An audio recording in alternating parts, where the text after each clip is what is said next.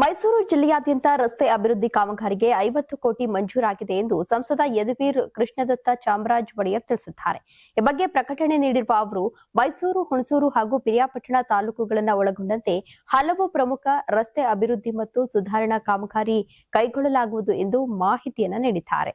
ಇನ್ನು ಕೇಂದ್ರ ರಸ್ತೆ ನಿಧಿ ಮೂಲಕ ಕೈಗೆತ್ತಿಕೊಳ್ಳಲಾಗ್ತಾ ಇದ್ದು, ರಸ್ತೆ ಸಂಪರ್ಕ ಸುಧಾರಣೆ, ಸುರಕ್ಷಿತ ಸಂಚಾರ, ವಾಹನ ದಟ್ಟಣೆ ನಿವಾರಣೆ ಹಾಗೂ ಗ್ರಾಮೀಣ ಮತ್ತು ಆರ್ಥಿಕ ಅಭಿವೃದ್ಧಿಗೆ ನೆರವಾಗಲಿದೆ.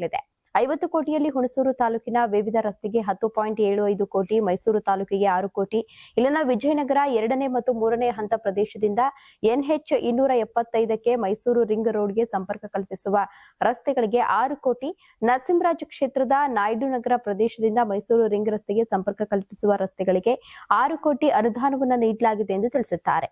ಇನ್ನು ಬಿಳಿಕೆರೆ ಚಲ್ಲಹಳ್ಳಿ ಗೆಜ್ಜಯ್ಯನ ವಡ್ಡರಗುಡಿ ರಸ್ತೆಯಲ್ಲಿ ಬಿಳಿಕೆರೆ ದಲ್ಲಾಳು ಕೊಪ್ಪಲು, ಹಳ್ಳಿಕೆರೆ, ಚಲ್ಲಹಳ್ಳಿ, ಮಹದೇವಪುರ ಹಾಗೂ ಧರ್ಮಪುರ ಸಂಪರ್ಕಿಸುವ ರಸ್ತೆ ಅಭಿವೃದ್ಧಿಗೆ 15 ಕೋಟಿ ಮಂಜೂರಾಗಿದೆ.